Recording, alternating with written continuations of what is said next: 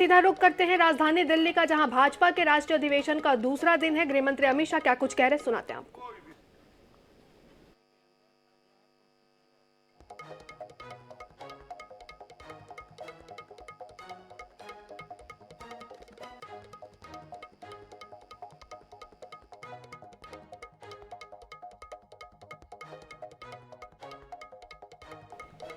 तो दिल्ली में भाजपा का महाकुंभ है। आपको बता दें कि भाजपा का मंथन 24 पर चिंतन चल रहा है। भाजपा के राष्ट्रीय अधिवेशन का दूसरा दिन है आज।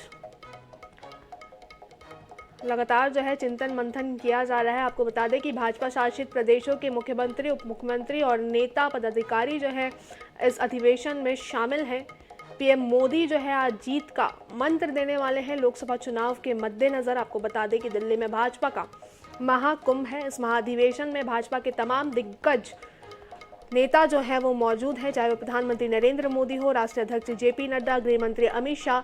ये तमाम शीर्ष नेतृत्व जिनको हम कहते हैं वो भाजपा के इस अधिवेशन में मौजूद हैं। 5वें नंबर पर ला देना वो मोदी जी ही कर सकते हैं और कोई नहीं कर सकता। भाई और बहनों, आज एक संदेश लेकर जाइए यहां से। 130 करोड़ की 140 करोड़ की जनता के बीच में मोदी जी को तीसरी बार प्रधानमंत्री देश की जनता बनाए, हमारा अर्थतंत्र भी तीसरे नंबर पर आ जाएगा। ये संदेश लेकर हमने जाना है। इसी तरह से एक द्वंद्व चालू रहा कि विदेश नीति, अगर दुनिया को मित्र बनाना है तो देश की सुरक्षा में थोड़ा बहुत कॉम्प्रोमाइज करना पड़ेगा। ये बहुत लंबा बहस का विषय आजादी के बाद तुरंत शुरू हुआ और सारे पंडित सुरक्षा नीति और विदेश नीति के बीच के द्वंद्व में फंसते रहे। मोदी जी ने तय कर लिया और कर दिखाया कि सरहद की सुरक्षा, देश की सुरक्षा हमारी सबसे पहली प्रायोरिटी है। और आज ये करने के बाद, देश को सुरक्षित करने के बाद, मोदी जी ने भारत को विश्व मित्र के रूप में प्रस्तावित किया। वसुधैव कुटुंबकम का हमारा सूत्र को उन्होंने नीचे लिखा।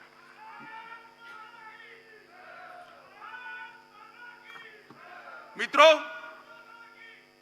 इंडी अलायंस और कांग्रेस पार्टी, इसकी देन कि इस देश के लोकतंत्र की स्पिरिट को खत्म कर, देश के लोकतंत्र को भ्रष्टाचार, परिवारवाद, तुष्टीकरण और जातिवाद से कलर्ड कर दिया। कभी भी स्वतंत्र रूप से जनमत उभर कर न आए, इस प्रकार की लोकतांत्रिक व्यवस्था करने में परिवारवादी पार्टियां देश के लोकतंत्र को भ्रष्टाचार, परिवारवाद, तुष्टीकरण और जातिवाद से कलर्ड कर दिया।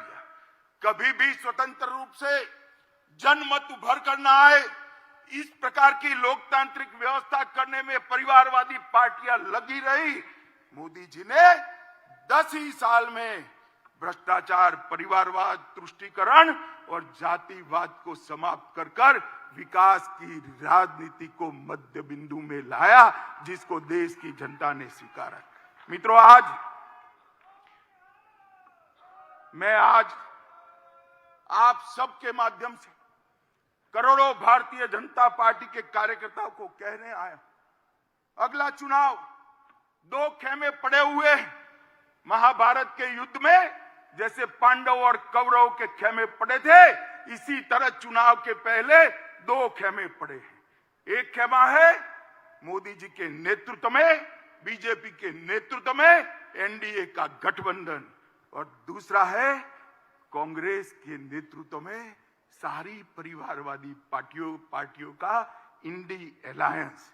देश को ये दोनों में से एक को चुनना है।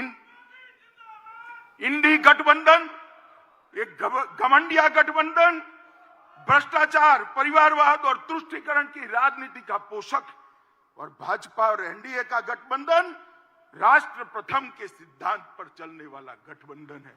देश की जनता को तय करना है ये परिवारवाद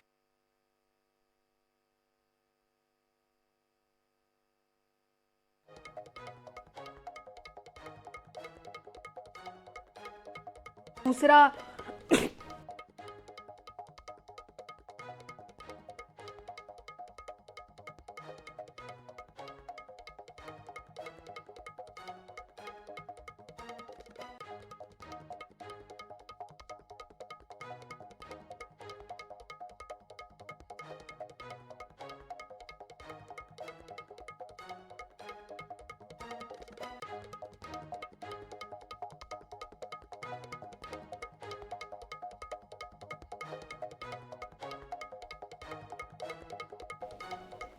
तो भाजपा का मंथन 24 पर चिंतन। दिल्ली में भाजपा का महाकुंभ है, राष्ट्रीय अधिवेशन का दूसरा दिन है आज। आपको बता दें कि भाजपा के राष्ट्रीय अधिवेशन का दूसरा दिन है। गृह मंत्री अमित शाह को सुन रहे थे हम, जिन्होंने कहा कि पीएम मोदी ने सभी वर्गों का विकास किया है। इसके साथ ही उनका यह भी कहना है कि पीएम ने तुष्टीकरण की राजनीति को खत्म किया है, जातिवाद और परिवारवाद इन्होंने खत्म किया है। गृह मंत्री अमित शाह की ये बड़ी बातें हैं जो उन्होंने अपने संबोधन के दौरान कही है। देश की सुरक्षा हमारी पहली प्राथमिकता।